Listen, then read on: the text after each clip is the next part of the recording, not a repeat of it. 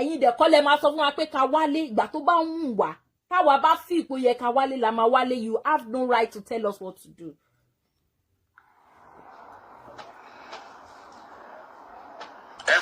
Wo fídíò ẹgbẹ́ olórí ẹbí wọn tó ṣẹ̀ṣẹ̀ fídíò olórí ẹbí wọn tó ṣẹ̀ṣẹ̀ ìyẹn ni kò jẹ́ káwọn rí òun ẹbẹ̀ wọn náà bẹ̀ ọ̀bí àfẹ́ another case mi ń bẹ fún lọ́dọ̀ olúwo another case mi ń bẹ fún lọ́dọ̀ mọ̀lá mùsùlùmí adépọ̀jù another case mi ń bẹ fún lọ́dọ̀ mọ́mọ́fà another case mi ń bẹ fún lọ́dọ̀ mùsí another case mi ń bẹ ẹ̀wò ẹlẹ́bìrì tó báyìí. Kò sí wàhálà ṣẹ́rí tí gbogbo yín pátápátá nílùú Ìlọrin yẹn gbogbo ẹ̀yin àáfàá alákatakítí ìlú Ìlọrin pátápátá látòkè désàlẹ̀ tí ẹ bá gbé kéèsì dìde fún Tani Olohun kí gbogbo yín lọ máa sú ẹ̀ kí gbogbo yín lọ máa sú ẹ̀ lẹ́yọ kọ̀ọ̀kan tí ẹ bá ti gbé kéèsì tí ìkan everybody yín tó ẹ bá gbé kéèsì dìde fún ọmọ àlè ni Muhammadu yín èmi ni mo sọ bẹ́ẹ̀ tẹ́ ẹ bá ti gbé kéèsì gbogbo yín pátápátá tẹ́ ẹ bá ti gbé gbogbo lóṣùkà tó wà ní Ìlọrin àti oní alákatakítí tó wà ní Ìlọrin tẹ́ ẹ bá ti gbé kéèsì tẹ́ ẹ ti gbé kéèsì dìde fún Tani Olohun Muhammadu yín yẹn ọmọ àlè ni mo sọ bẹ́ẹ̀ ẹ lọ court ibi tí mo sọ yìí ẹ jọ̀ọ́ ẹ fún mi ní 1 second kí n pè ní tó pè mí bóyá wà very important ẹ wo bóde ọdẹ ń lérí ó ń léka kìdìkan ti on the 5th on the 6th on the 7th on the kílódé Ọlọ́run ni yín ni Ọlọ́run gan òróró tó yìí náà Ọlọ́run bá rorò tó yìí irúwọ yìí kò yẹ kó wà láyé by now.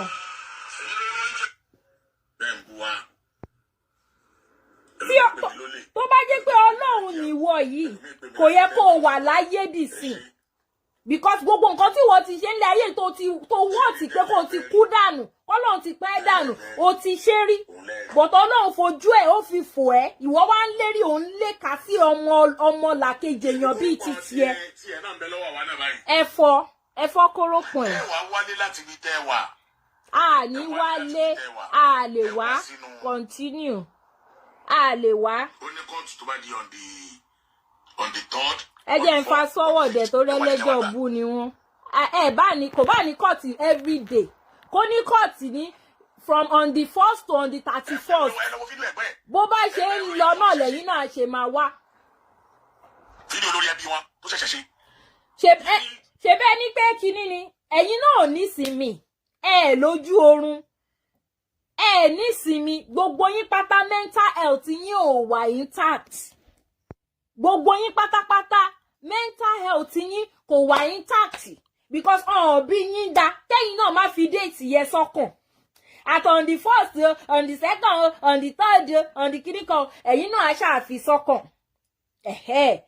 so ẹ̀yin náà ẹ máa darí kiri ẹ máa dá odori yín korí kẹ máa lọ ẹ bá fi sí láti on the 1st sí on the 31st kò ilé ayé ò parẹ́ kò dẹ̀ pààyàn kì í ṣe pé Tani Olohun pààyàn mo kàn wá wọ́n wẹ́ṣà aláyin ó approve yín kẹ máa pààyàn mo mọ̀ pé tó bá jẹ́ pé ìkan lára yín gan ló pààyàn báyẹn gan sẹ̀ èyí tẹ́ ń ṣe fún Tani Olohun yìí ẹ lè ṣe é fún ẹ máa fọwọ́ bò mọ́lẹ̀ nítorí aláyin gan àlá òyìn pé kẹ pààyàn ẹ máa gbọ́ lọ. kò jẹ́ káwọn rí òun ẹ̀bẹ̀ wọn máa ń bẹ̀ ọ̀mí àfẹ́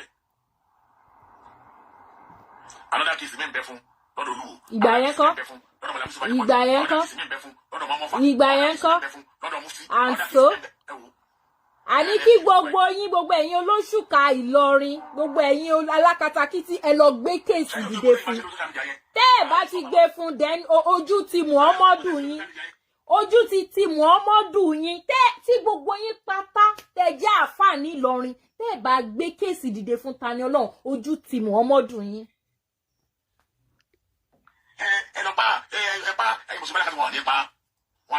ẹ̀yin jà research brain o.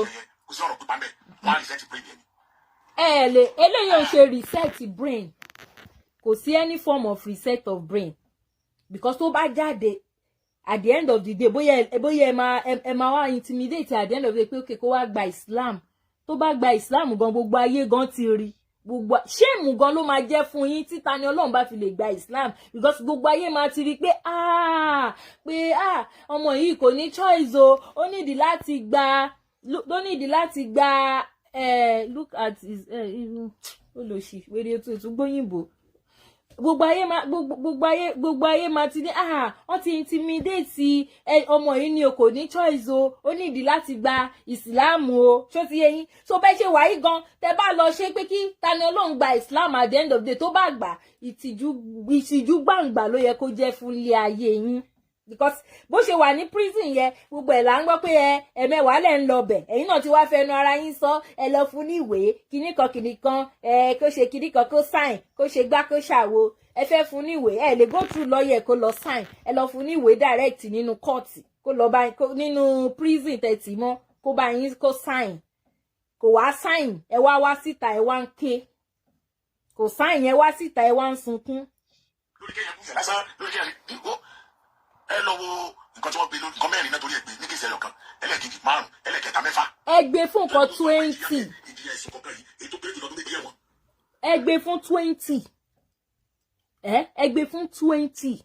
wàhálà alẹ́ ayé tiyín nìyẹn àìlójútì ló ń dà yín láàmú ewu bẹ ṣe ń gbọ̀n yíyíyí ẹni ọgbẹ fún ẹ lójútì ẹ̀wọ̀n ẹni tí ó bẹ̀yìn tí gbogbo ayé bá bẹ̀yìn mi ò sí lára àwọn tí ó bẹ̀yìn ṣé ti yé yín kí Tani Olohun gan fúnra ẹ bẹ̀yìn kò sí èyí tó kàn mí tí gbogbo ayé bá bẹ̀yìn èmi ò ní bẹ̀yìn the only person tó ní right láti bẹ̀yìn òun ni Tani Olohun because ìyá ẹ ti bẹ̀yìn ẹ gbà ẹ prefer ẹ̀bẹ̀ àwọn tí ò family Tani Olohun àwọn tí ò family Tani Olohun tí wọ́n jáde tí kan obìnrin kan ọkùnrin tó jáde lọ́jọ́ kìíní àná tán láwọn bẹ̀bẹ̀ ẹ prefer ẹ̀bẹ̀ àwọn yẹn ju ẹ̀bẹ̀ ìyá Tani Olohun ẹni tó ṣu Tani Olohun láti inú tí ẹ wò mọ́ lára pé ká má ti ẹ̀ wá gidi bọ̀bọ́ yìí ká wọ abiyamọ alájà àfà tẹlóhun ló kọ́ bàbá ẹ̀ ní kéwú pé ókè tá a bá ti wá wo nǹkan kan ká mọ̀ pé ọmọ yẹn lágídí bọ̀ ká ti ẹ̀ wo pé tìyá ẹ o tó wà ní tó ti jáde o tó dẹ̀ jẹ́ ìsìlámù ni o tó jẹ́ alájà ni tó jẹ́ àfà ni ẹ jẹ́ ká wò tí ẹ wá ń wẹ́bẹ̀ wèrè ẹ̀bẹ̀ tèmi lẹ wá fẹ́ lò ẹ̀bẹ̀ tèmi lẹ máa lò lẹ máa fi release Tani Olohun tó bá jẹ́ irú ẹ̀bẹ̀ irú èmi báyìí lẹ ń dúró dè ẹ máa dúró pẹ́ ẹ dúró pẹ́ kò dẹ̀ ní kí àwa má jáde ká má tún di yín síta ẹ dúró ẹ pẹ́ the only person tó ní right láti bẹ̀yìn òun ni Tani Olohun òun ní kẹ́ ló máa bá gbogbo ṣòwèrè tẹ́ ń ṣe tẹ́ ń gbé fídíò Tani Olohun jáde kíríkan Tani Olohun ò rí náà ṣé Tani Olohun rí ni ẹ ń ṣe show fún ọmọ yìí ní fún Tani Olohun ní every day ẹ ń gbé show ẹ jáde ní in fact 2 times in a day man ni blogger yìí doctor blogger 2 times in a day ló ń ṣe show fún Tani Olohun every day but Tani Olohun ò rí nǹkan tó ń ṣe now ibi tó wà kò ní access sí social media now so why are you doing show for him ṣé àwa ló ń ṣe show fún ni ká wá bẹ̀yìn àwa kọ́ la máa bẹ̀yìn Tani Olohun ló máa bẹ̀ so tó bá fẹ́ ṣe show lọ sí prison kó lọ máa ṣe show fún Tani Olohun má wá ṣe show fún àwa ń bí báyìí.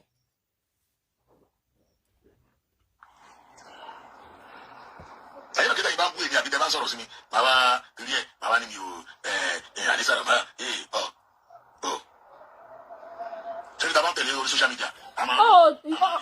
ó tiẹ̀ tó bẹ̀ ìwọ ò tó bẹ̀ láti má sọ̀rọ̀ ìyẹn ti ṣọ̀ gbogbo wa la mọ̀ a mọ̀ pé ibi tó ti ń jẹun ni so iye a mọ̀ pé pot of soup ẹ ní tó o bá fi máa sọ̀rọ̀ ẹ lọ èyí tó bá make sense tó bá ń ṣe tí ó bá kan àwa ta ní láti sọ̀rọ̀ a máa sọ̀rọ̀ ṣó ti yé ẹ irú àwa ìsìn àwa jáde torí pé òun sọ̀rọ̀ Tani Olohun lẹ́yìn torí pé o mọ̀ pé Tani Olohun ò sí ní position tó lè defend ààrẹ Tani Olohun ò lè defend ààrẹ o ti rí pé Tani Olohun ti wà ní àhámọ́ o ti rí pé kò lè defend ààrẹ o wá ń bọ́ta lójoojúmọ́ lẹ́ẹ̀mejì lójúmọ́ wá ń sọ̀rọ̀ kí ló dé tó ò ṣe jáde nígbà tí Tani Olohun ò tí wà láhàámọ́ nígbà tó jẹ́ pé tó bá jáde tó bá sọ̀rọ̀ ẹ̀ òun náà máa lè reply ẹ̀ ó wá fi pé o lè sọ kó bá sọ gbé kò sẹ́ni tó máa dẹ́ ẹ lóhùn àwọn tó máa dẹ́ ẹ lóhùn máa wà. Mr. Samuel ní ìkànnà enter America kó tiẹ̀ máa bọ̀ l'Amẹ́ríkà kó wá sú àwa wọn lè wá sí Amẹ́ríkà wọn lọ ti fẹ́ wọ́. aláìní tìjú ẹ wo bó ṣe ń gbọ̀n lórí ọ̀rọ̀ Tani Ọlọ́run.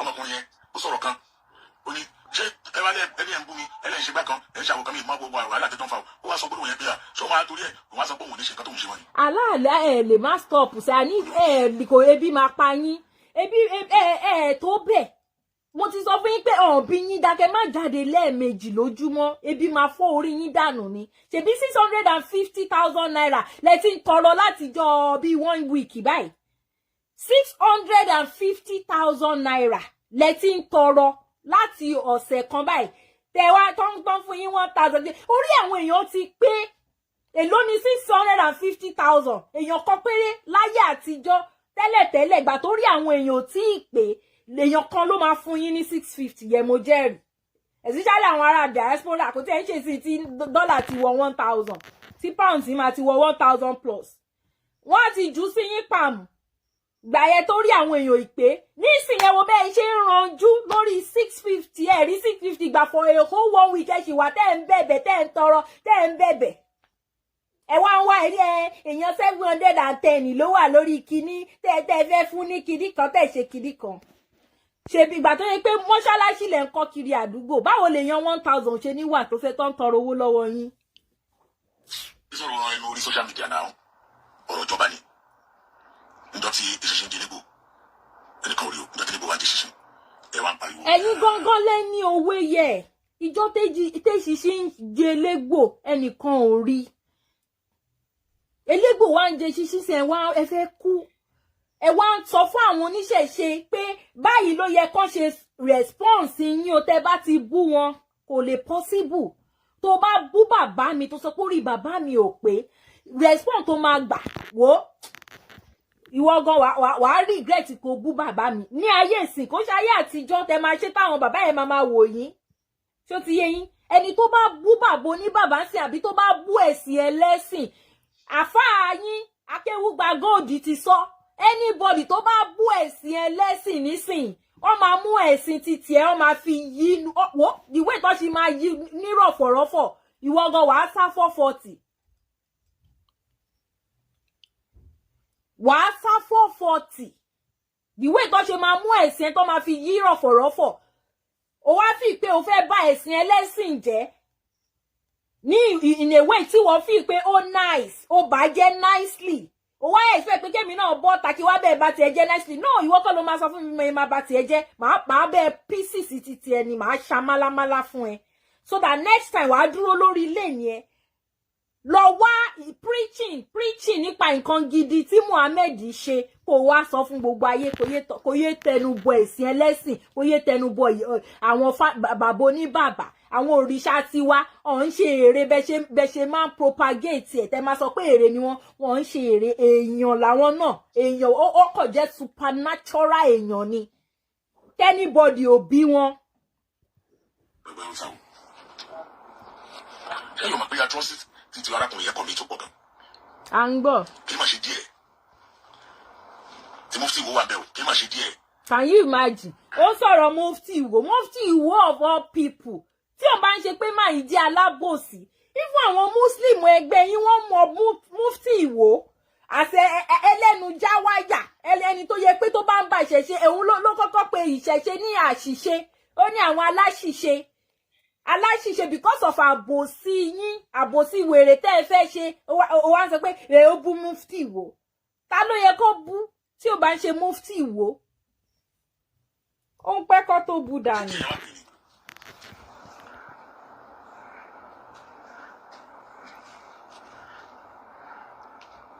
Sọ̀rọ̀ sókè tó má waste time mi o. Torí ẹ̀ mo ṣe bẹ́ẹ̀ bá yín fast forward yẹ.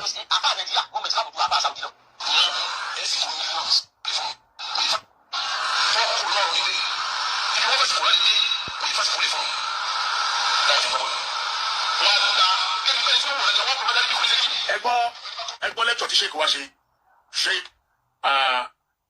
Alfadil afawa sheik Imran Abdulmajid Eleha mudiru Darun Naim. ẹ kú ọ̀rọ̀ ajé. ẹgbọ́n lecture wọn tí wọ́n ṣe is this.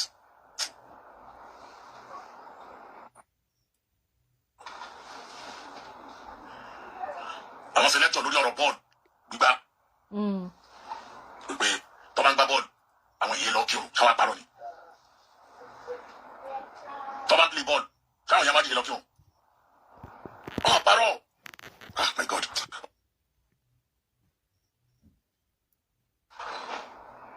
ẹ máa gbọ́ o tó bá ń play ball. sọ ma dìde lọ kírun wọ́n yé dìde lọ kírun sọ ma parọ́ ni wọ́n parọ́. now ẹ jẹ́ kí n sọ fún ẹ àwọn ìlú yẹn tó máa ń gbá bọ̀ ìlú jẹ́jẹ́ tí ẹ play kẹ́ gbọ́ débẹ̀ kí n tó analyse ẹ má gbọ́ lọ. wọ́n á ní sòdodo ọ̀rọ̀ mọ́ wá ní yẹ̀yẹ̀ wọn láàrin ta criminal ńlá ni ẹ o. èèyàn ṣe show I don't understand èèyàn ṣe show Tani Olorun bọ́ta ó analyse show wá ní pé ó wá yẹ̀yẹ̀ wọn ta ṣebí alfa àti yín ni ṣèyíkì ti yín ni kò ń ṣe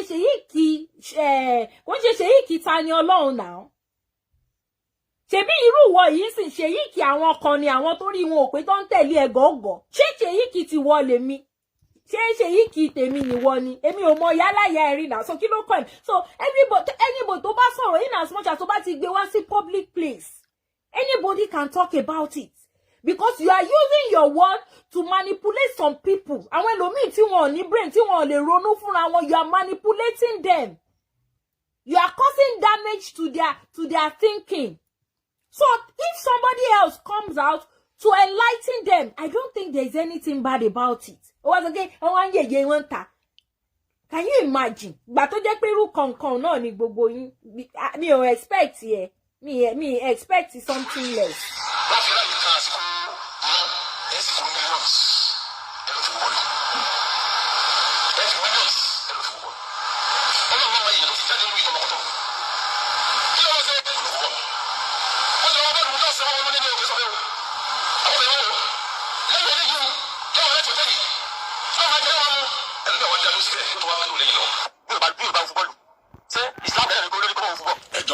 ṣé lẹ́tọ̀ tí ṣe ìwúrà nílẹ̀ àṣẹṣe wọ́n ní káwọn wo fúbọ́ọ̀lù ṣé wọ́n ní káwọn wo fúbọ́ọ̀lù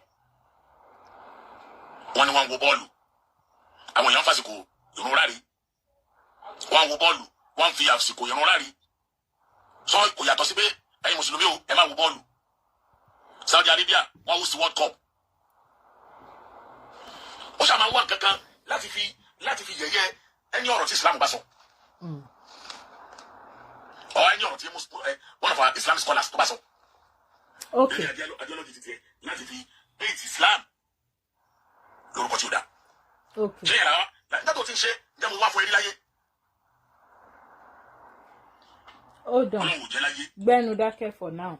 Now let me analyze. Even Tani Olorun kò fún yín ní response to make tó yẹ kó fún yín. Let me put it that way. Bóun dẹ̀ ṣe understand ẹ̀ sí ló fún yín yẹn.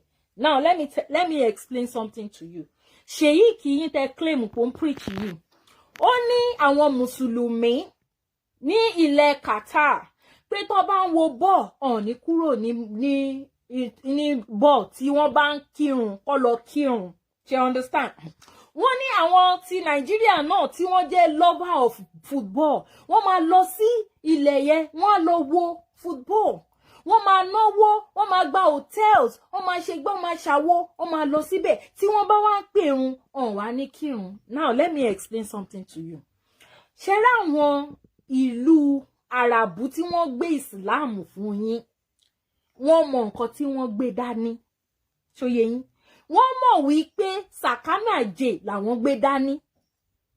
Àwọn ìlú Àràbù tí wọ́n gbé Ìsìlámù wá fún yín wọ́n mọ̀ pé òfútù fẹ́ẹ̀tẹ̀ ni wọ́n gbé dání ìtorí ẹ̀ ni wọn ò ṣe téèkì ẹ̀ síríọ̀sì bẹ́yìn ṣe gbé sórí bíi gálà ṣó ti yé yín wọ́n mọ̀ pé nǹkan táwọn ní kò ń ṣe genuine wọ́n mọ̀ story bí Muhammadu yín ṣe fi ogun gbalẹ̀ ẹbẹ̀ ṣó yé yín wọ́n mọ̀ pé nílùú Mẹ́kà kò ń ṣe Ìsìlámù ni wọ́n ń ṣe tẹ́lẹ̀ gbogbo story yẹn ló mọ̀. so wọ́n mọ origin Islam ìtorí ẹ̀ ni àwọn ò ṣe gbé sórí bíi gálà wọ́n kàn fi ń tan àwọn yòókù ni ìtorí ẹ̀ lẹ ṣe máa rí ogun ní gbogbo ẹ máa rí ogun ní gbogbo other Arabic Islamic country ẹ ní rí ogun ní Qatar ẹ ní rí ogun ní Mecca ẹ ní rí ogun ní Dubai Emirates ẹ ní rí àwọn lọ́ní ṣó ti yé yín so wọ́n gbọ́njù yín lọ now ẹ tún ra tickets àbí ẹ lọ sílùú wọn ẹ lọ wo that same ball ẹ contribute sí economy tiwọn boom economy wọn ń da bẹ ṣe ń wá tẹ ṣe ń lọ ṣe tourism bẹ́ẹ̀ ẹ tún máa lọ bẹ́ẹ̀ máa gba hotels ẹ máa ṣe gbogbo ẹ̀ economy tí wọ́n ń da ti yín bàjẹ́ torí pé kò sí nǹkan tó fẹ́ wá wò ní ìlú tiyín àbí nínú gbogbo mọ́ṣáláṣí tẹ kọ́ sí Nàìjíríà èwo ni àwọn ará Saudi wọ́n ti dìde ńjọ́ kan tí wọ́n ra tíkẹ́ẹ̀tì tán láwọn fẹ́ gba hòtẹ́ẹ̀lì pé àwọn fẹ́ wá wò àbáwọn fẹ́ wá kírun bẹ́ẹ̀ ẹjọ́ ẹ sọ mọ́ṣáláṣí kan bóyá nílùú Ìlọrin ló wà táwọn Dubai àbí àwọn tó wà ní Qatar àbáwọn tó wà ní Mecca tí wọ́n ti dìídì báyìí ra tíkẹ́ẹ̀tì wọ́n sọ pé àwọn ń bọ̀ wá sílùú tiyín àwọn fẹ́ wá kírun bẹ́ẹ̀ so àwọn lọ́gbọ́n jù yín lọ wọ́n ti gbé ìsìlámù yẹn ti jùlé yín láyà pé ó yá kẹ́ máa ran because wọ́n ti mọ̀ wípé agbégálà sórí agbẹ́sìn sórí ni yín ẹ̀yin máa gbé ju àwọn táwọn ní nǹkan wọn lọ bàbá yín kan dẹ̀ ló sọ ó ní you cannot be a Catholic more than the Pope ẹ̀yin ti di Catholic more than Pope mi ò purọ́ ẹ wá gbọ́ nǹkan tí bàbá wọn ṣe gbogbo play dey on the mo play dey 23 minutes ẹgbẹ́nu dákẹ́ náà mò ń bọ̀ kò tí kàn yín tó bá kàn yín a máa pè yín bàbá yín ló sọ bẹ́ẹ̀ mi kọ́ mo sọ bẹ́ẹ̀ pé you cannot be a Catholic more than the Pope ìkan lára bàbá yín. tí bàbá daṣọ bò lójú so ó dá kí wá lórí bẹ́ẹ̀ tí kì í ṣe pé àkàdá wa jáde náà lè yá bá ànákọ́ ni ọ̀rọ̀ náà bẹ́ẹ̀ èmi náà wá kí ni òye jẹ́ kí ni ìjáàbù ni kí ni nìkọ́ọ̀bù kí sì ni òde ó ṣe ìbá rí bẹ́ẹ̀ aládàá ni kì í ṣe ìbádà.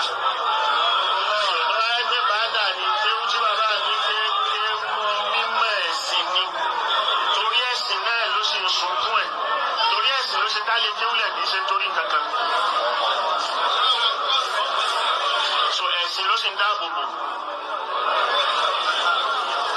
Kò sí nǹkan nínú gbogbo mọ́sọ́mù nǹkan tí bàbá ṣe ní tíra dáwà ìlàlá. Kìnìkan Islam fi Nàìjíríà. Islam wàtàkọ̀ lídùn jàìlíyà. Kí ni Islam ọ̀hún? Ṣé gbogbo àwọn nǹkan táwọn ẹ̀sìn yìí ni òun náà ni Islam ọ̀hún? Ẹ̀sìn yìí ni o bí nǹkan míì. Kò sí pa Islam kò sí pa ànábì. Inú gbogbo ntaka náà kò sí àwa ànábì kan tó gbójú. So and you can never be Catholic more than Pope. Ẹ gbọ́ abẹ́ ẹ̀gbọ́ ẹ gbọ́ báwọn ẹ gbọ́ abẹ́ ẹ̀gbọ́ bàbá yẹn sọ̀rọ̀ nípa àwọn tó ń bojú ó dẹ̀ ní nínú gbogbo ìyàwó ànábì kò séyìí tó bojú so kí lẹ́yìn wá ranjú tẹ́ ẹ̀ ranjú pé ókè àwọn obìnrin gbọ́dọ̀ bojú so tí ìyàwó tí kọ̀ọ̀kan nú ìyàwó ànábì ò bá bojú lẹ́nu bàbá yìí ni èmi kan mo sọ èwo wá ní wàhálà tí you can never be a Catholic more than the Pope bàbá wọn ló sọ ṣùgbọ́n àwọn gbà tó yẹ pé wọ́n torí pé ìjẹkújẹ tó fẹ́ jẹ kò ní jẹ́ kí wọ́n lè ṣe nọ́mà ṣó ti yé yín kò ní jẹ́ kán lè ṣe nọ́mà rárá ẹ jẹ́ máa pè ẹ̀ lọ́kẹ́ gbọ́ ẹgbẹ́ nu dákẹ́ já bọ́ sí 2023. ẹ máa gbọ́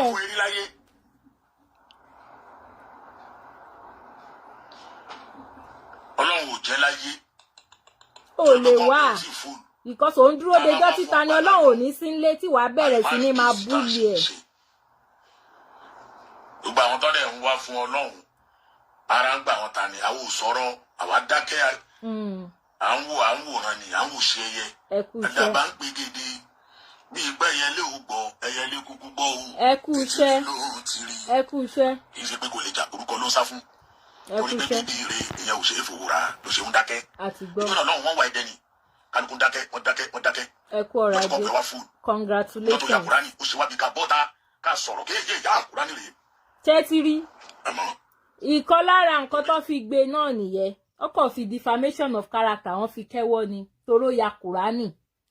Ṣùgbọ́n ìgbà tí àwọn ará yín àwọn onísìsìlámù yín tí wọ́n mú ẹ̀kú eégún tí wọ́n ń jó níná tí wọ́n mú ifá tí wọ́n ń dànù tí wọ́n ń ṣe oríṣiríṣi tó ń jó oríṣiríṣi àwọn òrìṣà níná kò sẹ́nibọ̀dì tó jáde fún yín o kò sẹ́nibọ̀dì tó mú yín o àbí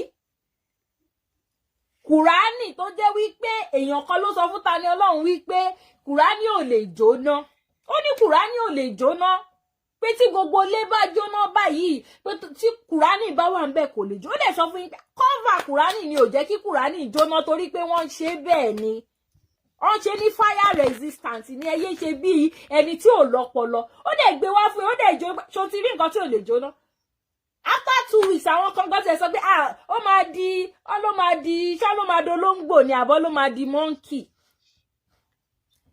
Allah yóò wá rí Tani Ọlọ́run sọ di monkey at the end of the day lẹ́yìn ìgbà tó jó Quran ẹ wá lọ mú ẹ lọ tì mọ́lé ẹ lọ bá Allah yín ṣiṣẹ́ yẹn since tó yẹ pé Allah is powerless àìmọye àwọn èèyàn tó ti jó Quran lẹ́yìn Tani Ọlọ́run ẹ rí kankan mú nínú wọn o àbẹ́ rí mú ẹ lè rí wọn mú ẹ continue. díẹ̀ ọ̀nà máa bẹ̀rẹ̀ tí máa fi dín lá díẹ̀ báyìí lọ́rọ̀ ọ̀nà máa bẹ̀rẹ̀ tí máa fi dín lá Yorùbá sì bọ̀rọ̀ sọ wọ́n ní ẹgbẹ̀rún sáàmù ẹ bá ń parí ẹ̀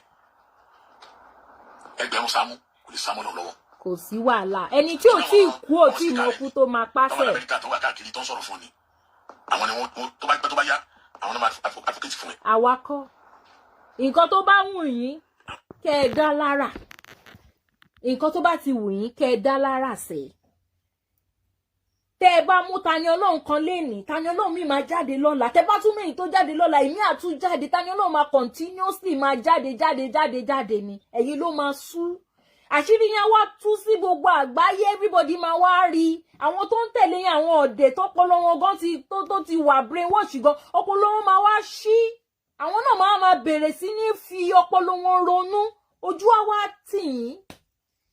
By that time gan àwọn èèyàn ní need láti máa sọ̀rọ̀ púpọ̀ because by that time everybody máa ti understand ṣó ti yé yín ẹ mú Tani Ọlọ́run kẹtù di ọ̀la kẹtù mú another Tani Ọlọ́run ẹ wá sí bíbá ẹ wá mú èmi náà tó bá tún di ọ̀la ẹlòmíì máa tún jáde àbí ṣe expect èmi pé mo máa jáde àsàtìgbà tẹ ti ń plan láti mú Tani Ọlọ́run ṣé ẹ̀yin expect pé èèyàn bíi tèmi tún máa jáde láti máa sọrú ọ̀rọ̀ báyìí èmi fúnra mi ò expect ẹ̀ so lẹ́yìn ìgbà tẹ bá ti mú mi tán ẹlòmíì máa tún jáde bí láìfù ṣe rí nìyẹn bí ṣe ń ṣe káyín làwọn olódodo máa ṣe máa jáde ẹ gbàgbé ẹ̀yin ló máa sùn lọ́jọ́ kìíní àná nílùú tá a wà yìí bí ẹni pé àwọn tó jẹ́ dúdú wọn lè rómìnira gbà ni ṣèbóhùn làwa tó jẹ́ wípé ti ẹ̀kọ́ gan là ń wá láti ọ̀hún yẹn wá síbí ìsìn so it's a matter of time ẹ gbàgbé bó ṣe ṣẹlẹ̀. àwọn bẹ́ẹ̀ ni olùfẹ́mi aláwọ̀ yìí wọ́n á fìlì pọ́tà tí ń gbà yẹn ní dáa ẹ̀rí àwọn spíkà yẹn tí wọ́n advocate fún ẹ lórí social media yẹn àwọn nọ́mbà wà gbà ó lónìí kẹ́nìbọ̀dì máa wà fún mi ìbẹ̀rẹ̀ sí máa ń wá o I don't bloody care. kí ló dé tó ṣe ń sọ wípé ò ní kẹ́nìbọ̀dì máa wà ìwọ ń wá fún yàn náà every day 2 times a day ló ń ṣe show fún Tani Ọlọ́run so why are you concerned ebi pé kò tí ẹ yẹ kó máa jáde lẹ́nu pé ẹ̀mí ní kẹ́nìbọ̀dì máa wà fún mi o. You are coming out every day for somebody that cannot defend himself. Èèyàn tó wà nínú prison tẹ́tí mọ́ kò lè defend rẹ̀ ó ń jáde fún lójoojúmọ́ lẹ́ẹ̀mejì. So kí lo expect? O expect everybody keep quiet. Kò lè work. Sorry, ó ti ṣe mistake. Àwọn ò tiẹ̀ lè jáde lẹ́ẹ̀mẹwàá tó rà wá níṣẹ́. Kò sí data ni, kò sí kíní Ọlọ́run tí mo kún ní ayé wa. Ẹ pẹ̀lẹ́, congratulations. Lórí kéèsì, ibi tí a bá ti wá fẹ́ sọ dúdú di funfun. Kò sí wàhálà ṣèbọ́ Ọlọ́run ni yín àbólódùmarè kọ́ ni yín ni ṣèbẹ́yìn lolódùmarè àlẹ́ yìí ṣáà lolódùmarè. wọ́n ti lọ verify ẹjọ́ yẹn ẹ ti gbé lọ sí high court sí wàhálà.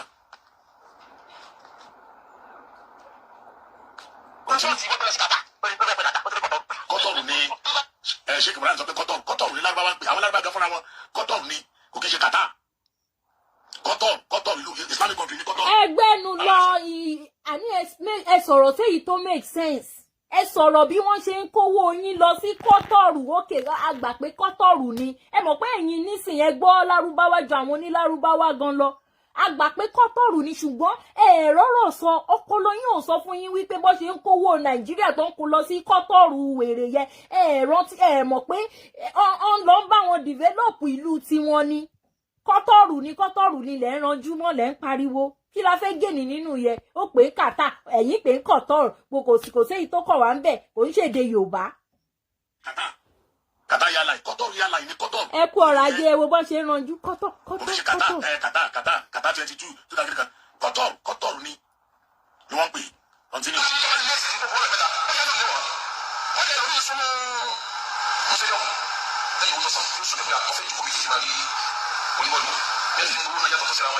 bẹ́ẹ̀ ni ẹ bá mi ṣí àyẹ̀jọ ẹ bá mi ṣí àpúgbàmù yìí. ọwọ́ tó jókòó sílẹ̀ wákàtí méjì wákàtí mẹ́ta wákàtí mẹ́rin kan tó bẹ̀rẹ̀ bọ́ọ̀lù nítorí kìkì tó mọ fẹ́ lọ kí wọn. ẹ gbọ́ wákàtí méjì wákàtí mẹ́ta wọn àti bẹ̀rẹ̀ bọ́ọ̀lù ṣé o lè jáde kó o no stadium yá o jẹ́ kí sáyé lọ kírun èyí ò lè jáde.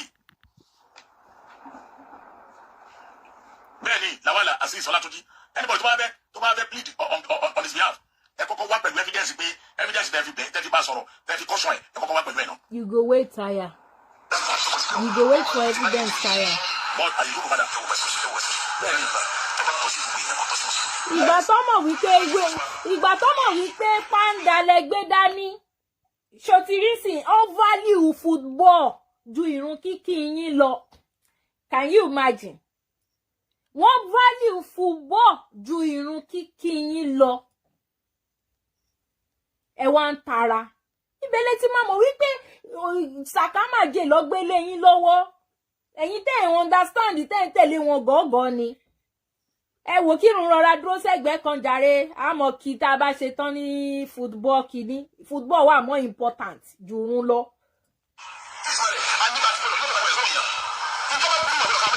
Yes.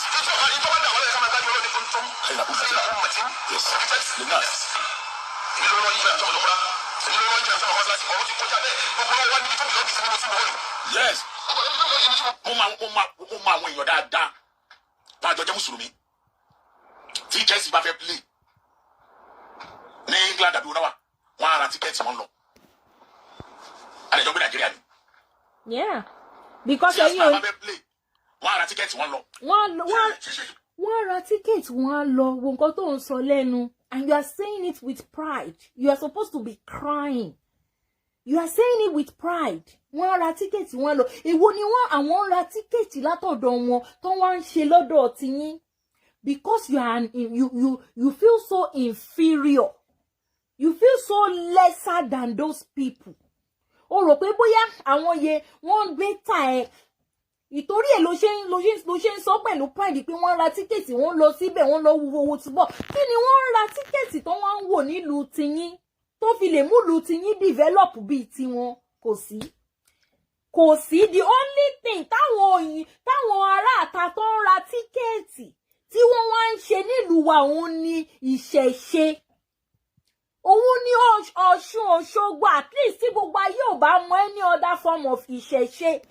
Àwọn òyìnbó ń ra tíkẹ́ẹ̀tì láti America, láti London, láti Mexico, láti everywhere all over the world. Wọ́n wá ń ṣe ọdún Ọ̀ṣun Òṣogbo ní ìlú Káàárọ̀ Òjíire. Jọ kí ni nǹkan tí wọ́n ń ra tíkẹ́ẹ̀tì tí wọ́n wá ń wò nílùú tiwọ nílùú Ìlọrin yín? Kí ni nǹkan tó wá ń ra tíkẹ́ẹ̀tì tó wá ń wò tó fi lè develop? Oríṣiríṣi àwọn òyìnbó ló ń wá ń sìn látòkè òkun láti wá kọ́ ifá nílẹ̀ Káàárọ̀ Òjíire. Ifá tẹ̀yìn ń bẹnu ẹ̀ tẹ́lù anyhow. Àwọn òyìnbó wọ́n wá ń kọ́ ifá láti ìlú òyìnbó tó máa wá sí Nàìjíríà. Kí ni nǹkan tẹ̀yìn ní tí wọ́n lè wá wò? Kò sí. Ṣé ìlú yín yẹn tó rí wo má jẹ́ sọ̀rọ̀. Ẹ lọ parọ́ tó dọ̀rọ̀ nínú àwọn gbogbo ẹnìkan kan ló níbi tó bí lọ́ọ̀gì sí lórí fúbọ́ tì wọ́n ẹ̀ bàbá wa ṣàròjà Tanzania Arsenal àwa o àwa Arsenal rí àwọn àwọn Chelsea tí wọ́n á parọ́ ni.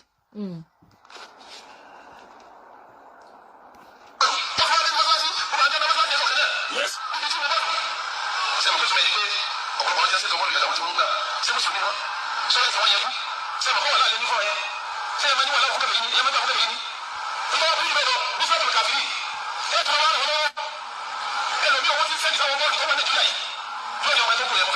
Yes.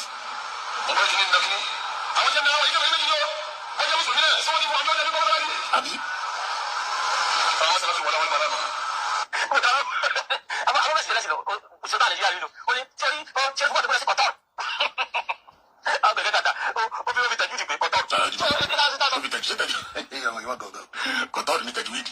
Àtìgbọ́ amọ̀ tó gọ̀ ẹ sílẹ̀ a fẹ́ràn rẹ̀ bẹ́ẹ̀.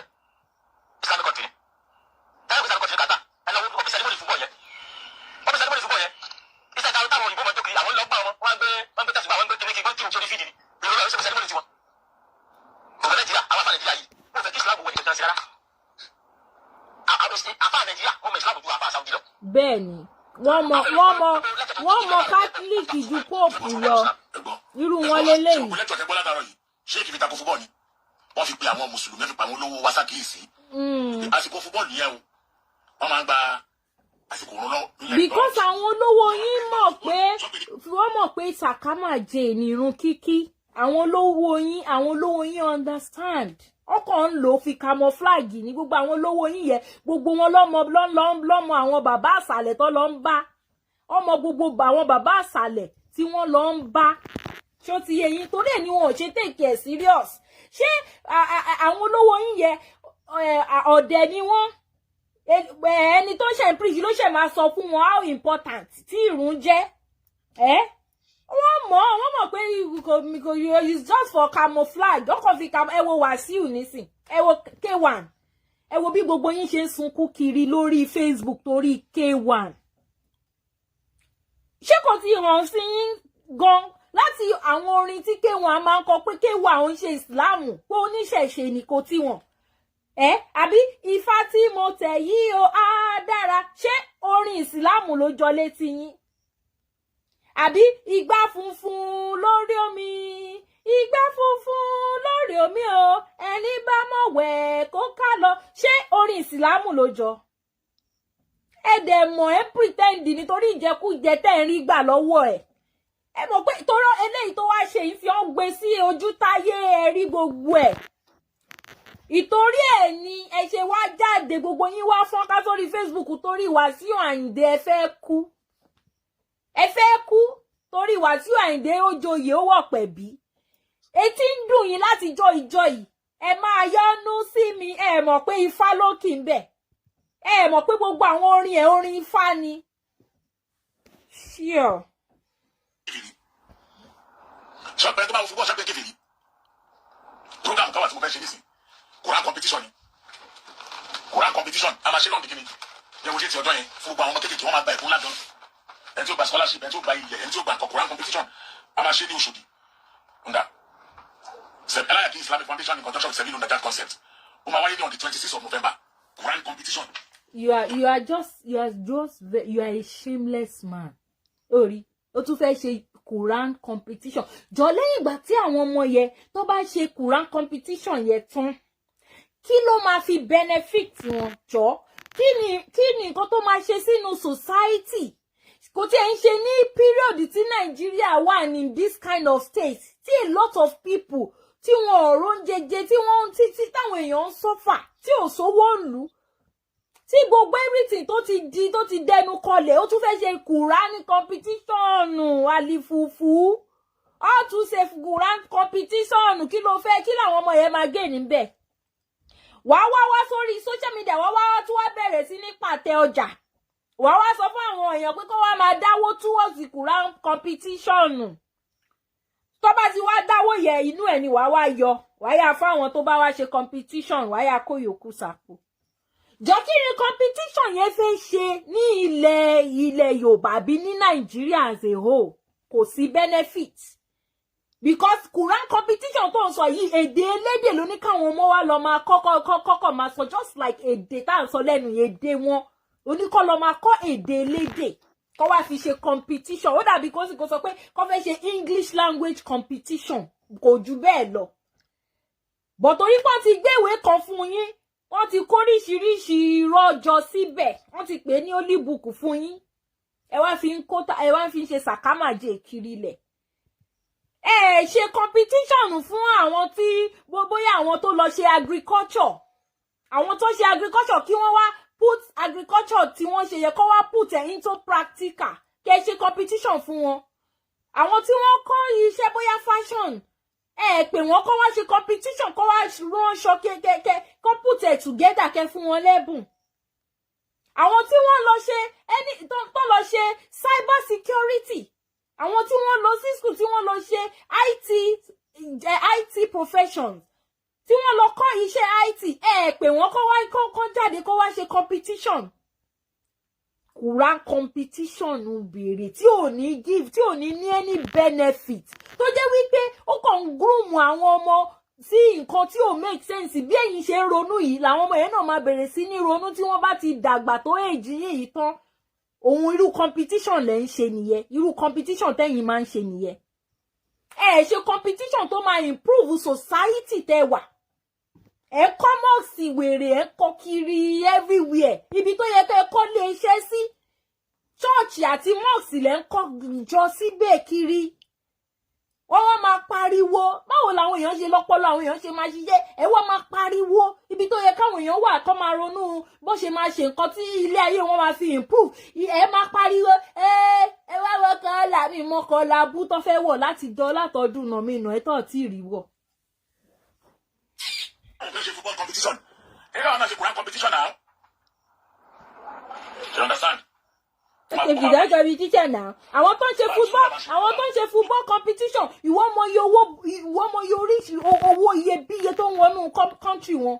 Àwọn tó ń ṣe football competition yẹn. Ó mọ iye owó rẹpẹtẹ tó ń wá láti outside their country tó ń wọlé wá. Ṣùgbọ́n Quran competition tó fẹ́ ṣe ń sìn àwọn tó wà nínú ilé náà tẹ́tí lo brain wọn náà lọ máa contribute owó yẹn fún ẹ kò wá láti ta wá máa fowó Paul fi máa pay Peter àwọn èèyàn ti ń gbọ́n actually àwọn èèyàn ti ń gbọ́n because mo wà surprise nígbà tó wá síta tó wá ń tọrọ 650,000 tó wà ń bẹ̀ fódìdí ọ̀sẹ̀ kan tó rí 650 mo pé wow láyé àtijọ́ èèyàn kan àbíyàn méjì ló máa fún ẹ ní 650 yẹ tó ti wá ti túbọ̀ tàwa tún wá bèrè nǹkan míì àwọn tí wọn ò tí ì róúnjẹ jẹ tí wọn ò tí ì wà satisfied ló wọ́n fún ẹ 1,000 ìwọ fún ara ẹ tún fẹ́ nu ara ẹ sọ ó ní èèyàn kan sọ 1,000 èèyàn yẹn náà máa nídìí help ṣùgbọ́n sọ 1,000 Ọlọ́run á ṣe kiri kan wọ́n ń tàn àwọn èèyàn wọ́n ń tàn àwọn èèyàn àwọn gullible people àwọn tó dẹ̀ pọ̀ nínú yín yẹn lẹ́ lórí wọn sìn àwọn tó lówó gan sìn wọ́n ti jára wọn rí wọn lò mọ́ because láyé àtijọ́ tó bá jẹ́ wípé tẹ́lẹ̀ ní 650 tó ló fẹ́ gbà yẹ with one day ni wàá fi gbà èèyàn kan àbíyàn méjì ló máa dá fún ẹ nísì ó wà lórí ẹ̀ látòdìndí ọ̀sẹ̀ kan ò rí 650 gbà àwọn èèyàn wọ́n fún ẹ ní 500 1,000 lórí pé wọ́n believe pé táwọn bá ti fún ẹ 1,000 yẹn àwọn máa fi rí 10,000 gbà lọ́wọ́ àlá irọ́ dẹ̀ ni irọ́ ni gbogbo ẹ̀. Tẹ́lẹ̀ òtún tí bọ́ọ̀lù dé ó gba ọ̀pọ̀lọpọ̀ nǹkan ilé lọ́wọ́ wa Quran competition ti wà tipẹ́ òtún tí bọ́ọ̀lù dé tọ́làjú dé ó gba ọ̀pọ̀lọpọ̀ àwọn nǹkan ilé lọ́wọ́. Àwọn èèyàn ti já náà Quran competition ti wà tipẹ́ because wọ́n mí pé wọ́n rí i pé kò make sense wọ́n rí i pé kò contribute to any value sí society wọ́n rí i pé wọ́n bọ́pọ̀lọ àwọn èèyàn jẹ́ nítorí làwọn èèyàn ṣe ń cancel wake up man wake up you need to wake up come back to your senses àwọn èèyàn ní ọgbọ́n jù ẹ lọ Quran competition is not contributing anything to your society that is why they faced it out òun sọ pé ó ti wà tipẹ́tipẹ́ yes ó ti wà tipẹ́tipẹ́ they are facing it out and they are going into things that will improve their society they are going into things that will benefit their children kò ń ṣe ẹ̀yin tẹ́ ń brainwash àwọn children yín bí báyìí tó yẹ kẹ́ máa ṣe competition olóríire tó make sense tó máa improve society as a whole tó máa eradicate poverty ẹ fi gbogbo ẹlẹ́ fún ìjọba ẹ̀yin tẹ́ ẹ lífọ̀n tẹ́ lè kanná ẹ ní contribution gidi kan tẹ́ lè contribute sínú society ju kẹ́ máa extort àwọn the less privilege lọ ẹ wá máa gba 1,000 wèrè kiri ẹ máa gba 500 kiri ojú òtì yín ẹ ranjú mọ́ kùkùrán competition. What a shame. Ọmọ yìí ti bá nǹkan jẹ́ gan pẹ̀lú oríṣiríṣi àwọn èrò burúkú àti péjì tó bá ti péjì Islam. Wọ́n kọ́ fẹ́ bọ́sì kàtà lọ́wọ́ sí ẹni. Ó yẹ $1 million. Ó yẹ pàtí kàtà yọ ọ̀sẹ̀. Wọ́n lọ́wọ́ sẹ̀ ni àwọn tó bá pẹ́ ìfàgbọ́ òun gbogbo kàtà lọ́sẹ̀ ní kàtà ìfẹ́ gbáyìí sálí. Ok, fúbọ̀ wà dá, fúbọ̀ ò dá. Ẹ mọ iye àwọn nǹkan tó ti fúbọ̀ ṣe. Tẹ́ bá rántí ní máṣe bàtà yìí. First match tí Sáúdí Arábíà gbá.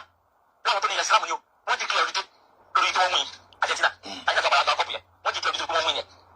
Wọ́n ti kílẹ̀ olùdé fún kọ́ńtì, wọ́n ti kílẹ̀ olùdé, wọ́n fi ayẹyẹ bọ́ọ̀lù, wọ́n fi gba ọdún tó kọ́ńtì wọn lórí gbogbo Sáúdí Arábíà. Ọjọ́ tó lọ́wọ́ wọ́n ti kílẹ̀ olùdé ṣé ìyàwó gba Islam lẹ̀ lọ́wọ́ wọn ni. Kò lè gbà á. Islam yẹn sì wà lọ́wọ́ wọn because wọ́n fẹ́ kó sì wà lọ́wọ́ ẹ̀yin náà. Ṣó ti yé yín but àwọn gbọ́n jù yín lọ. Ṣebí mo ṣe fídíò kan recently. Mo sọ fún yín bí wọn ṣe declare olùdé fọ́jọ́ bí ànábì yín. Ṣorí nísìn because of pé torí Tani Olohun sọ òótọ́ fún yín lẹ ṣe fẹ́ gbé lẹ ṣe gbé torí ẹ̀ lẹ ṣe gbé òótọ́ koro olóòótọ́ bẹ ṣe bí nǹkan tó máa ń ṣẹlẹ̀ sí olóòótọ́ nìyẹn. Torí Tani Olohun sọ òótọ́ fún yín Saudi Arabia wọ́n declare olùdé torí World Cup torí football but wọ́n declare olùdé fún ọjọ́ bí Muhammadu yín. Ṣé rí pé àwọn people yìí wọ́n gbọ́n jù yín lọ ọpọlọ wọn ń ṣiṣẹ́ jù yín lọ wọ́n mọ nǹkan tó ń ṣe. They are developing their country. Lọ wo Saudi Arabia in the last 50 years ti pé jù. Lọ wo Saudi Arabia in the last 30 years ago. Kó wá compare sí bí Saudi Arabia ṣe rí nsìn. Kó wá wo Nigeria in the last 30 years. Kó wá wo bí Nigeria ṣe rí nsìn. Kí ló dé ẹ ṣe fàbòsí sílẹ̀ kẹ́ ṣàánú àwọn poor masses. Kẹ́ tú ọpọlọ àwọn èèyàn sílẹ̀ àwọn tẹ́ ti dè lọ́pọlọ ẹ tú wọn sílẹ̀. Kẹ́ fi wọ́n lè kẹ́ kí wọ́n lè gbé ìgbé ayé gidi torí wọ́n tẹ̀lé yín gọ̀ọ̀gọ̀ níbi tẹ́ ẹ bá yí wọn sí náà làwọn náà máa lọ. Díẹ̀díẹ̀ nú wọn ló ti ń jókòó ló ti ń sun tọmọlúàbí ń sùn làwọn náà ti ń wake up ló ti ń yọra wọn kúrò nínú ìdè tẹ́ ẹ dè wọ́n sí. Torí Tani Olohun sòótọ́ fún yín ìtorí ẹ̀ lẹ ṣe mú ẹ fẹ́ pa lẹ́nu mọ́ ni. Tẹ́ ẹ bá dẹ̀ pa lẹ́nu mọ́ eventually ẹlòmíì Elédùmarè máa tún gbé ẹlòmíì dìde nǹkan tẹ́ ẹ mọ̀ nìyẹn. Elédùmarè á tún gbé ẹlòmíì dìde tó jẹ́ pé títí ẹ̀ tún lè wọ́ sí ju Tani Olohun lọ. Ẹ wá máa múyàn ẹ máa táyà gbogbo nǹkan tó ń sọ ó ti wọ orí afẹ́fẹ́ ó máa wà ń bẹ̀ forever. Bí mo ṣe ń sọ̀rọ̀ yẹn àwọn kan ti download ẹ̀. Wọ́n ti download ẹ̀ wọ́n ti screen record ẹ̀.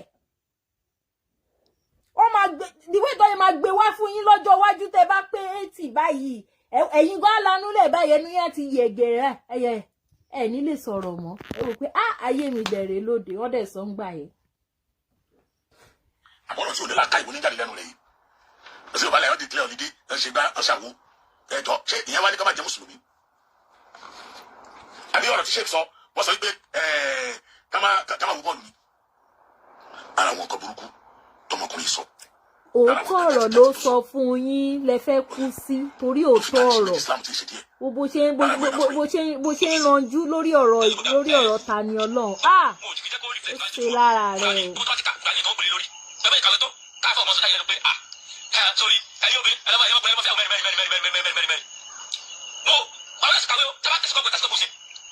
Last census, láti Nàìjíríà nínú ọkùnrin àtọkùnrin kan pọ̀jù àyè pápá pẹ̀lú bẹ́ẹ̀ lọ gbogbo wa bóyá bí akẹ́kọ̀ọ́ náà wà lọ́sọ̀ọ́sọ́ bí alẹ́ ìrú báyọ̀ pé tóbi ló pọ̀jù ẹ̀jẹ̀ wọn fẹ́ bẹ́ẹ̀ àwọn tí Saudi tó ti fẹ́ bẹ́ẹ̀ jọ́sí àwọn àlẹ́mí ìyàwó mẹ́yà. Gbogbo ẹ̀mọ mùsùlùmí tẹ́yìn sọ́pọ̀ tiẹ̀ yẹn apá kan mùsùlùmí tẹ́yìn sọ́pọ̀ tiẹ̀ máa gbọ́n tó sọ́pọ̀ ìsìn yìí o. Nǹkan tó so òótọ́ ló sọ ẹgbẹ́ ni dúró òótọ́ ló sọ ó ti sọ fún wọn ní pé kí wọ́n lọ ṣe research kò ń ṣòun ló ṣàkọsíbò nǹkan ló gbé sí Google ó ní ẹ lọ ṣe research nǹkan tó sọ fún yín nìyẹn tẹ́ fẹ́ kú ó ní ẹ lọ ṣe research ẹ má kú ẹ lọ ṣe research kò kò ń ṣe yín tẹ́kọ̀ọ́ máa sọ̀rọ̀ látàgbárí ẹ máa formulate irọ́ burúkú ó fún yín ní pé ẹ̀yin fúnra yín ẹ lọ tẹ̀ sí Google nǹkan tó sọ ni òun kọ́ ló dá Google lẹ̀. ọ̀pọ̀lọpọ̀ fídíò yìí ẹlòmíì ò gbọ́ rí. ṣé bẹ́ẹ̀ tí ń dẹ̀ ń gbé wá fún wa báyà dẹ̀ tí ń gbọ́. ẹ máa gbọ́ ibi tó ti wá ní Christian. mo tiẹ̀ fẹ́ kẹ́ gbọ́ bì kàn mọ́ bọ̀ 35. láti fi dájú kọ Islam lọ. láti fi dájú kọ Islam lọ. tọ́ba wù bóyá àdúrà ni wọ́n ṣe fún. ó gbọ́ fídíò yìí tó ṣe yìí kò ṣe fídíò yìí lórí kankan tó wípé láti fi dájú kọ Islam lọ. láti fi dájú kọ Islam lọ. ẹ tí ì rí kankan. ẹ tí ì rí kankan. tí ìsìlámù yín bá jẹ́ ní o ẹ ní láti máa ranjú bá kẹ́ máa ranjú. ẹ máa dúró ìtakò tẹ́ ẹ ń takò mọ́ àwọn oníṣẹ̀ṣe. ẹ máa dúró oríṣiríṣi ìtakò tẹ́ ti ń takò àwọn oníṣẹ̀ṣe látọdún náà mí nù ẹ kí social media tiẹ̀ tó dé rárá ṣe mọ́. bó ti gbà tó jẹ́ wípé nǹkan tí wọ́n gbé lọ́wọ́ ó dá wọn lójú. wọ́n mọ̀ pé òótọ́ làwọn gbé lọ́wọ́. wọ́n fi yín lẹ̀ wọ́n dà yín láàmú wọn ò ṣe kọ́kọ́ fún yín. èèyàn kan péré ó wá ń da gbogbo yín róboròbo gbogbo alákatakítí àti olóṣùkà gbogbo yín wá di róboròbo sádùúgbò. ó mà ṣe ó ṣe lára yín o ó ṣe lára yín o ẹ wá ní ìsinmi lórí èèyàn kan ẹ ní ìsinmi torí pé ó ń tú àṣírí yín ó ń sọ òótọ́ ọ̀rọ̀. ó ga ọ. ó lóbìnrin tó báyìí gbogbo ẹ̀ lábẹ́ kó jáde táwọn ẹmẹ̀wà rẹ bá ti ń jáde tó bá ti ń jáde lọ́jọ́ kan báyìí tó bá ti gbé ìbú ẹ̀yọ̀ kan báyìí fídíò rẹ mẹ́wàá ni màá kó jáde mẹ́wàá káwá expose ẹ̀ sáyé ọ̀pọ̀lọpọ̀ fídíò yẹn ló ní ògbọ́ rí o. ẹ̀rọ aláìní tìjú. bẹ́ẹ̀ ni àbí bẹ́ẹ̀ kọ́. àbẹ́ ẹ̀rọ aláìní tìjú. ọ̀pọ̀lọpọ̀ fídíò yìí nígbà tẹ́nìkan gbọ́ fídíò táwọn mufti wo. aláìní tìjú. táwọn kan tí wọ́n tọ́gbọ́ tí mufti wo àtọ́ba wo mufti ilẹ̀ Yorùbá ẹlòmíyà ò gbọ́ wọlé yìí láyé ẹlòmíyà ò gbọ́ rí. bẹ́ẹ̀ ni o bàbá mi bísí èèyàn kan ṣoṣo ló gborun lójú gbogbo wọn o èèyàn kan péré ló ń da gbogbo wọn ríbo wọn wá nísinmi wọn lálàáfíà bí àṣà wọn ò ní fọkànbalẹ̀ wọn wá rí wọn wá lọ hílóhíló torí pé ó ti rí pé ó ti bà bísínẹ́sì jẹ́ ọjà ò tà mọ́ ọpọlọ àwọn èèyàn ti wake up ọjà ò tà mọ́ bíi ti tẹ́lẹ̀. gbogbo fídíò Tani Olohun kódà kẹ́kọ̀ọ́ kúrò lórí péjì ẹ̀dọ́ làwọn tó ti download ẹ̀ yóò wà ń bẹ̀ títí láíláí ní lórí social media.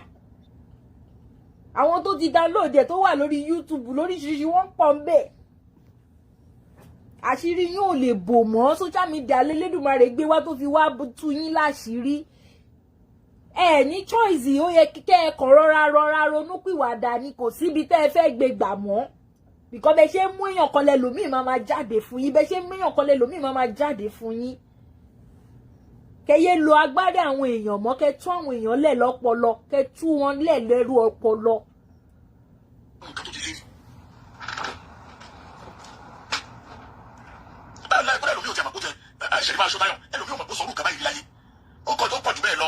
àmọ́ ẹ mọ̀ bá wa gbé jáde kọ́ máa rí i.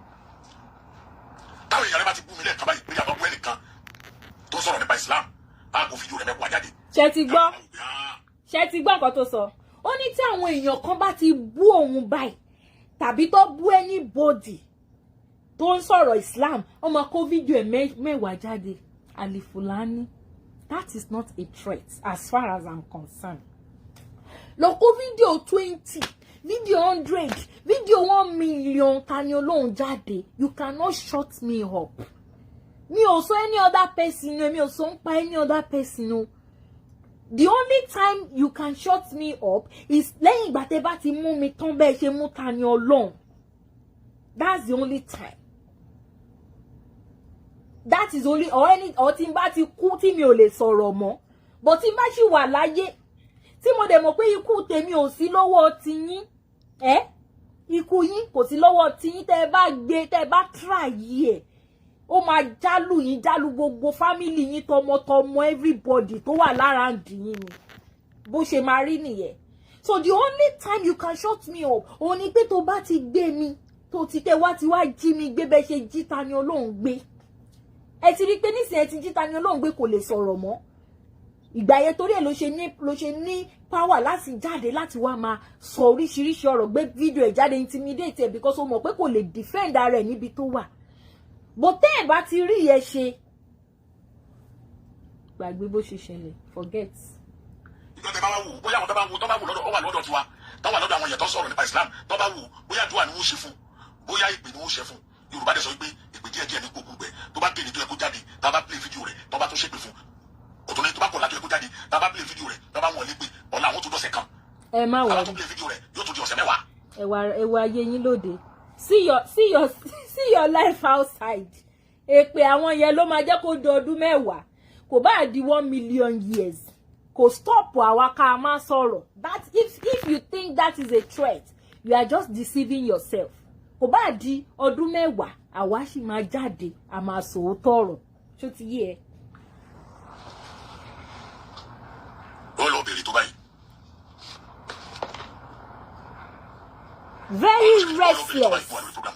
very restless kò ní sinmi bó ṣe wáyé tó bá bí màá yín ṣe wà yìí tó bá lọ wọn bp ẹ ó máa ga báyìí ni kò ní ìsinmi ọ̀rọ̀ Tani Olohun fún ní high blood pressure kò ní ìsinmi rárá tẹ́ bá lọ ṣe bp kìíní fún báyìí high blood pressure ẹ máa ti ga báyìí bó ṣe lórí ọ̀rọ̀ èèyàn kan. ó ní wípé àpọ̀lọpọ̀ fídíò yìí ẹlòmíì ò gbọ́ rí. kò sí agbára ilé sílẹ̀ káwé ẹ̀sìn tẹ́lẹ̀ lọ́pẹ́ dọ́kítọ̀ ẹ̀jẹ̀ ìwádìí ronú nípa ẹ̀sìn yàrá ẹ̀sìn wọn síbi dọ́ndú. àtẹ̀síkọ́kù most peaceful religion. ẹ máa gbọ́ ibi tó ti wá ní Christian ibi tó ti support Christian rẹ̀ ẹ̀ ẹ̀ mọ̀ pé ọ̀pọ̀lọpọ̀ Christian tẹ̀bálẹ̀ tó bá support ẹ̀ wọ́n jọ ń ṣe ni. àwọn ẹ̀sìn àyíkẹ́ pẹ̀lẹ́ bọ̀ yìí dé Buddhism wọ́n tún wà Christian wà bí Christian ṣe wà lọ́wọ́ àtẹ̀síkọ́kù most peaceful religion in the world. Christian wa Christian wa number 2. Only most peaceful religion in the world. Only the Christian wa number 1, one wa number 2. Buddhism. What's one number 2? Christian was seven. Ṣé ló pa ni?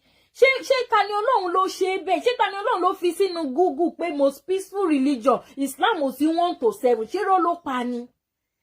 Gbogbo ayé ló ń rí náà, àbí gbogbo ayé ò rí ni?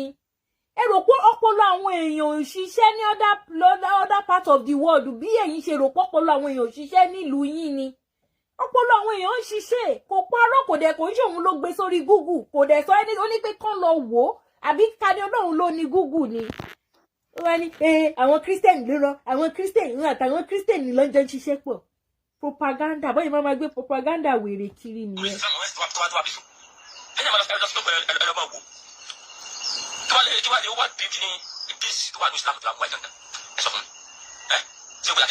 Islam tó ní kò sí bísí bẹ́ẹ̀ yìí ó ní ìyá rẹ̀ ń ṣe o. Gbà yẹn wọn kọ́. Islam tó ní kò sí bísí bẹ́ẹ̀ yìí olólórí ẹbí. àìmọye àwọn tó ń ṣe Islam yín yẹn tó fi Islam yín yẹn tó fi ń bojú ní ìlú Ìlọrin tí wọ́n fi Islam yín yẹn bojú ní ìlú Ìlọrin tó jẹ́ pé nǹkan míì ló ń ṣe lábẹ́lẹ̀ bọ̀ because wọ́n fẹ́ please yín because they want to please you wọn ò fẹ́ wàhálà yín. Wọn ò fẹ́ wàhálà yín torí ẹ̀ ló ṣe ṣàgbà bẹ́ẹ̀ àìmọye wọn ló ń ṣe nǹkan lábẹ́lẹ̀. Àwọn tí wọ́n jáde pa wọ́n ń ṣèṣẹ̀ṣe lọ́jọ́ kìíní àná ẹ̀rí kan náà àwọn ọmọ yín tẹ́ rán lọ síbẹ̀ tó lọ tẹ́tì wọn tó jẹ́ pà lọ la gbọ́ àgbábọ̀ ẹ̀rí ti Tani Olohun nìkan lẹ máa ń rí Ọlọ́run wà pé ẹ̀yin inú Ọlọ́run nù ó wá ranjú. 28, 2022. Ẹ kú ọrọ̀ ajé. November 28, 2022. Olóṣèlú yìí. Ó ṣe. Bàbá wa mufti ilẹ̀ Yorùbá.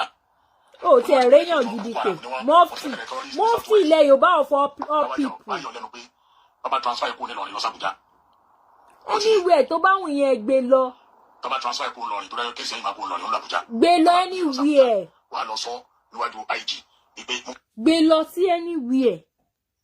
Ojú máa tì ẹ́ bọ̀ ni.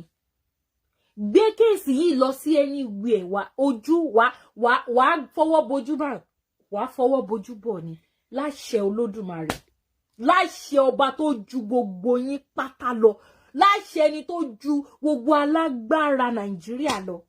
Wàá bojú báyìí ni, gbé lọ sí Kánò, gbé lọ sí Sókótó, gbé lọ sí anywhere, gbé lọ sí Àbújá. Ojú máa ti gbogbo yín, gbogbo olóṣùká pátápátá báyìí l'Elédùmarè máa dojú tì. Ọba tó ju gbogbo ayé lọ, ọba dákẹ́dájọ́, ọba tí ò kì í fi kan pè kan. Ó máa dojú tì gbogbo yín pátápátá lórí ọ̀rọ̀ yìí ni. Nǹkan tèmi rò tí gbogbo ọ̀rọ̀ yìí fi ń ṣìyẹn elongate ni wípé Elédùmarè fẹ́ fi ẹ̀sìn yín hàn dáadáa sí gbogbo èèyàn. Olódùmarè ó fẹ́ ṣe kí ni? Ó fẹ́ fi ẹ̀sìn yín hàn sí gbogbo èèyàn, gbogbo ará Nàìjíríà pátá àti gbogbo àwọn tó wà ní every other places in the world. Kí Elédùmarè tó wá dojú tì yín, ẹ máa rí. Ẹ fọwọ́ bojú bọ̀ ni.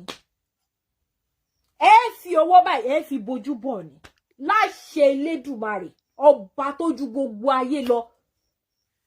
Bó ṣe máa rí nìyẹn. tí gbogbo ilẹ̀ Yorùbá terrorist ni o wọ́n dẹ̀ ní kó mọ evidence wa. wọ́n kọ́ ẹ̀dẹ̀ parẹ́ sẹ́ni láìtì ni. Ẹ kú ráìtì.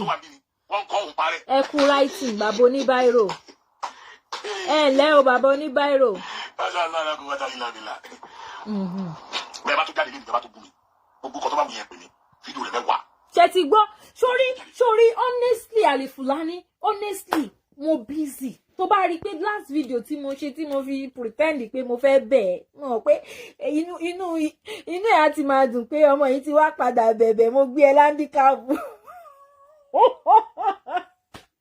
Àwọn èèyàn ní àwọn náà ti rò pé mo fẹ́ bẹ̀bẹ̀ ń tòótọ́ ni èmi ọmọ tí ìyá bí tó fọjá àràn pọ̀, èmi á wá bẹ̀ àbí mo ti bẹ̀ ẹ́ ni.